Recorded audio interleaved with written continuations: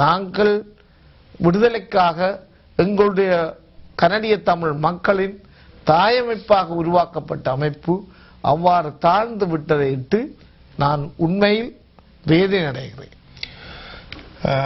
இன்னொரு விடயம் என்னவென்றால், அங்கே தேர்தல்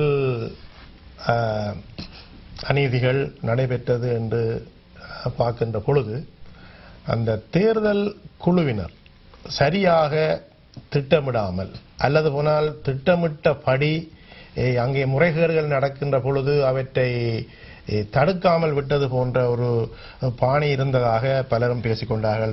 எவ்வாறு சொன்னால், அதாவது ஒருவருக்கு 5 வாக்குகள் 5 வாக்குகளும் ஒரே வலுவுடையதாக இருந்தமை, அதே வேளையில் நீங்கள் குறிப்பிட்டது போன்று குழுவாகவோ கட்சியாகவோ தேர்தலில் நாங்கள் ஈடுபடக்கூடாது என்ற ஒரு வரையறை இருந்தது. அதே போன்று ஒரு குறிப்பிட்ட காலத்திற்கு பின்னர் தேர்தல் பிரச்சாரங்கள் செய்யக்கூடாது என்ற ஒரு முறை இருந்தது. ஆனால் அவையெல்லாம் ஏற்கனவே தொடங்கிவிட்டது. அதாவது விளம்பரங்களிலும் சரி, போஸ்டர்களிலும் சரி, சிறு அட்டைகளாகவும் சரி, வீடு வீடாகவும் சரி, அவர்கள் ஒரு குழுமமாக அங்கே செல்கின்ற பொழுது அந்த ஜனநாயக தேர்தல் ஜனநாயகமாக தெரிவு செய்யப்பட்டதா என்ற ஒரு கேள்வி அங்கே எழுகிறது. ஏனென்று சொன்னால், அந்த 5 பேர் கொண்ட ஒரு குழு, அந்த 5 பேரில் யாராவது ஒருவர் மாத்திரம் மக்கள் செல்வாக்குடையவராக இருந்தால் அந்த மிகுதி 4 பேருக்கும் அந்த அவருடைய வாக்குகளை கட்டாயம் நீங்கள் போட வேண்டும் என்ற வகையில் ஆன ஒரு பிரச்சாரமும், வீடு வீடாக செல்கின்ற பொழுது தேசியத்தோடையும் அல்லது போனால் கடந்த காலங்களில் இனத்துக்காக பாடுபட்ட அந்த தொண்டர்களும் அங்கே சென்று சொல்கின்ற பொழுது மக்களுக்கு திணிக்கப்பட்டிருக்கிற மாதிரியான ஒரு செய்தியும், அதே வேளையில் அந்த ஏனையவர்களை தேச துரோகிகளாகவும், அதாவது அரசாங்கத்தினுடைய கைக்கூலிகள் அல்லது ரோவினுடைய கைக்கூலிகள், டக்ளஸினுடைய கைக்கூலிகள் என்று பல விதமான விசம பிரச்சாரங்கள் செய்ததன் மூலமும் பார்க்கின்ற பொழுது அங்கே ஒரு ஜனநாயகம் கடைபிடிக்கப்படவில்லை என்ற மாதிரி தோன்றியது. ஏன்னா இது எங்களுடைய பிரதிநிதிகளை தெரிவு செய்கின்ற ஒரு தேர்தலில் கூட நாங்கள் ஒரு நீதியான ஒரு தேர்தலுக்கு ஒத்துழைக்கவில்லையோ என்ற மாதிரியான பாங்கு எங்களுக்கான ஒரு ஈழம் என்ற ஒன்று கிடைக்கின்ற பொழுது நாங்கள் எவ்வாறு வெட்டு குத்துப்பட்டுக் கொள்வோம் என்பதைக்கான ஒரு சான்றாக இது அமைந்தது போன்று இருந்ததாக அங்கே சில விமர்சனங்கள் எழுந்தது. அதை பற்றி நீங்கள் என்ன குறிப்பிட விரும்புகிறீர்கள்? உங்கள் கூற்றில் நான் மறுப்பதற்கில்லை.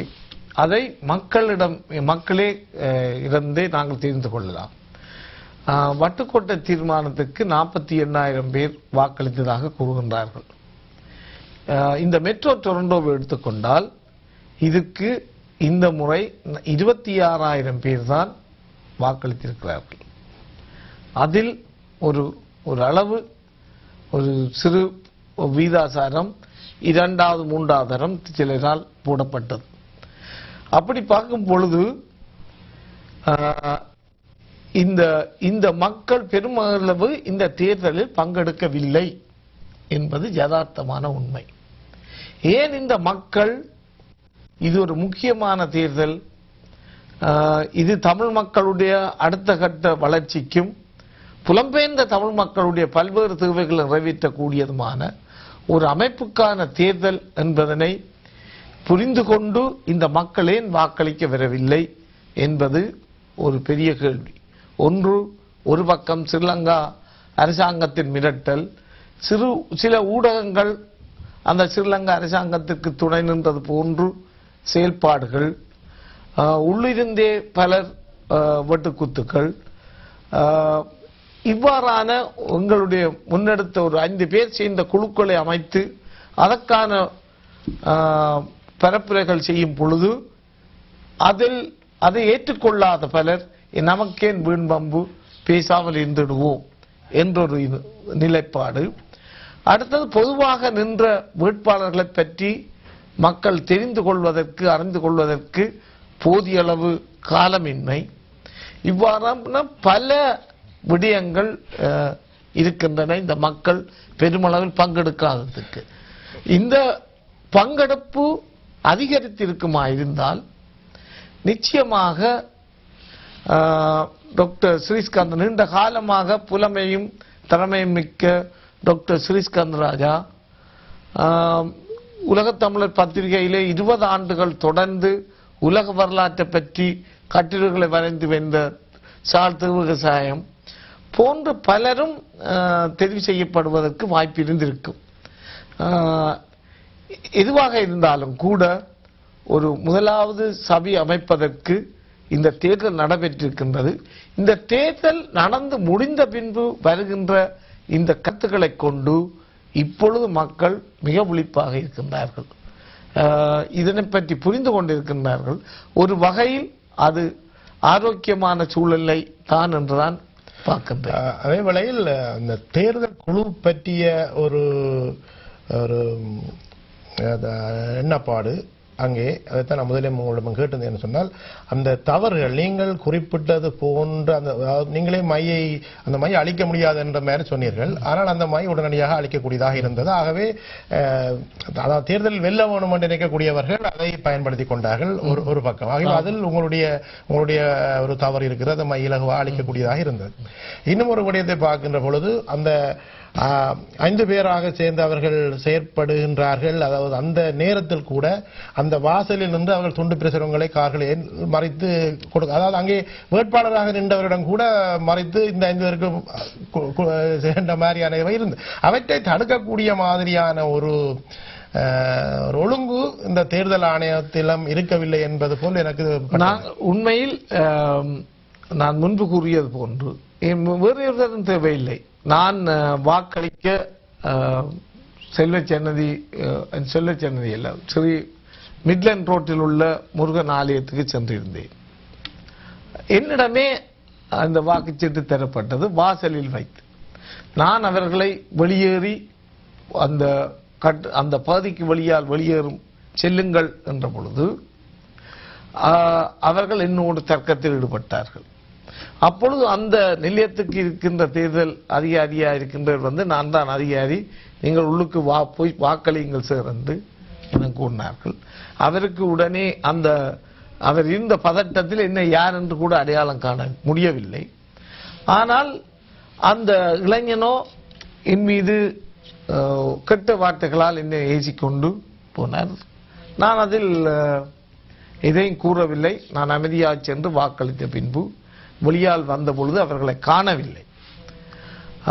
பல எங்கள் அமைப்பினை முன்னெடுத்துக் கொண்டிருக்கின்ற முக்கியமான 2 பேர் அங்கு நின்றிருந்தார்கள்.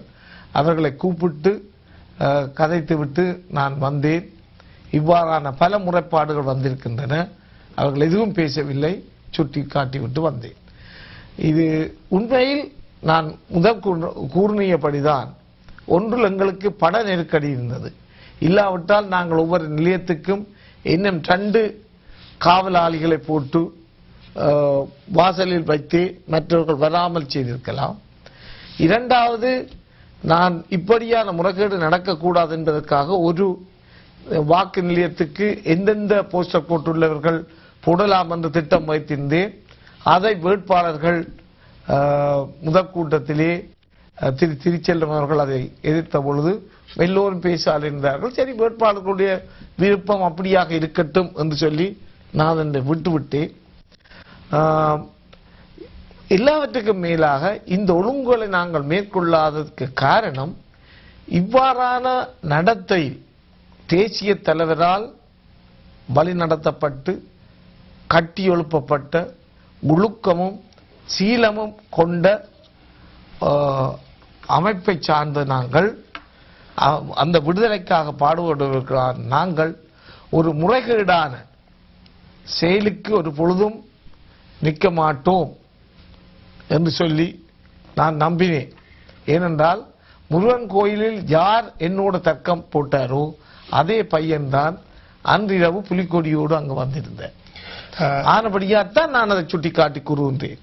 அப்ப அந்த ஒழுக்கத்தை இதையும் எங்களுடைய அமைப்பையும் எங்களுடைய தேசிய கொடியையும் காவி நிற்பவர்கள் எப்பொழுது இழக்கின்றார்களோ அவர்களுக்கு தயவு செய்து, நானும் ஒரு தமிழன், நானும் ஒரு தமிழீழ விரும்பி எங்களுடைய இனத்தின் உயர்ச்சியில் மிகவும் என்ன